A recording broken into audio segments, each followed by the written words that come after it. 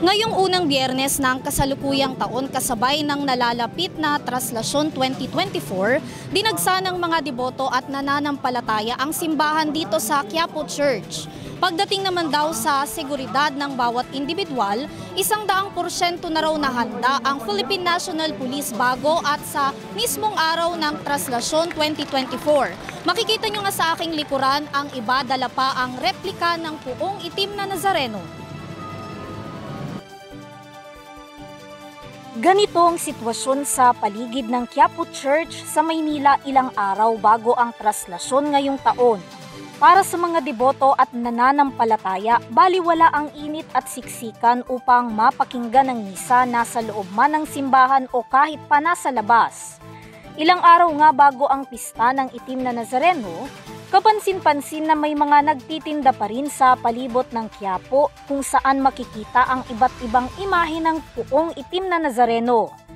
Si Tatay Sunny na galing pang Bulacan mahigit 5 dekada nang nananampalataya sa itim na Nazareno kung saan naipamana na raw niya sa kanyang anak at mga apo ang pananampalataya. Sa katunayan daw ang anak niyang si Maribel dininig ang kahilingang magkaroon ng sariling anak matapos ang maraming taon na paghihintay nilang mag-asawa. Masaya, natutuwa ako. Yung naranasan ko, sa kanila ko na may pamamana. Wala naman ibang may bibigay sa kanila, kundi yan lang. 68 na ako eh. Since nung ano pa lang ako, 10 years old. Hindi pa ako sumasalang sa lubid, sa ano pa lang ako. Yung hatak-hatak ba sa likod? Ako kasi since 11 years old, doon ako nag-start. Mamanata talaga. Batang Quiapo talaga. Tatay ko kasi namamanata rin, deboto rin talaga yung tatay ko. Eto yun, binigay sa akin to. Hiling ko talaga yan. Nung tagal kasi namin din ng asawa ko na hindi nabiyayaan ng anak.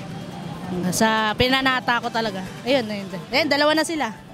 Naabutan naman namin ng isa sa mga deboto, dala-dala ang kanyang replika ng itim na Nazareno na pinasadya pa raw niyang ipagawa ngayong taon upang mapasama sa prosesyon. Nagsimula raw ang kanyang pananampalataya mula nang nakagawian nitong magsimba sa tuwing sasapit ang First Friday at maramdaman ang presensya ng puong itim na Nazareno. Tuwing First Friday nagsisimba po ako rito, tapos nagbubuhat din po ako ng lubid. Pero ito pong Nazareno, bali ngayong taon lang to, ko ipoprosesyon, kapapagawa lang po niya. Bago pa lang ito, ngayon pa lang? Opo, ngayon pa lang po siya. Dati sumasama lang ako sa mga kaibigan na tuwing Nazareno, piyesta na Nazareno, nagbubuhat, pero sabi ko sa dami ng tao, hindi ko kakayanin, malit ako. Pero kada simba ko sabi ko, Ama, sana makahawak ako sa iyo, ako sa lubid mo. Samantala, tiniyak naman ng buong puwersa ng kapulisan, partikular na ang mga nakatalaga sa paligid ng Quiapo Church na 100% na silang handa. Sa ngayon raw, tuloy-tuloy pa rin ang kanilang pag-iinspeksyon at pagmomonitor sa mga taong bumibisita sa simbahan.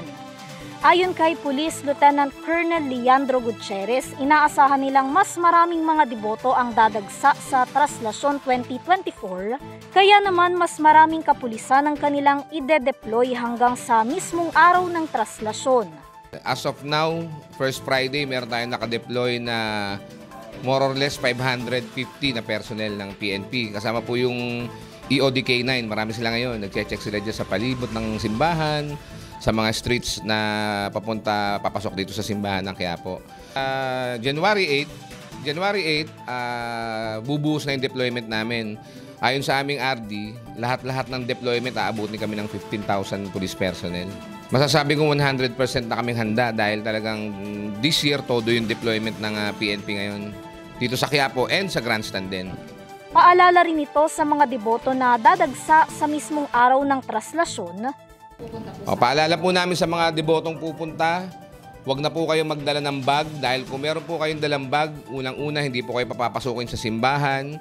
At kung pupunta naman po kayo sa simbahan para magsimba, kailangan po meron po tayong face mask. Dapat po naka-face mask tayo. Yung mga bata po, yung mga anak nyo, as much as possible, lagyan nyo ng ID or contact number para if ever mawala, makuha ng mga pulis, maibabalik po sa inyo.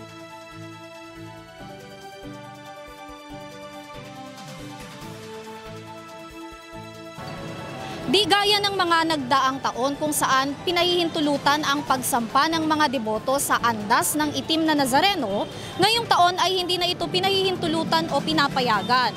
Yan ay upang mas makita daw ng mga deboto ang kabuuang itsura o imahe ng Black Nazarene. Yan ay sa darating na January 9. Mula dito sa Quiapo Church para sa Your TV News, Vanessa Cleofa sumasaludo sa bawat Pilipino.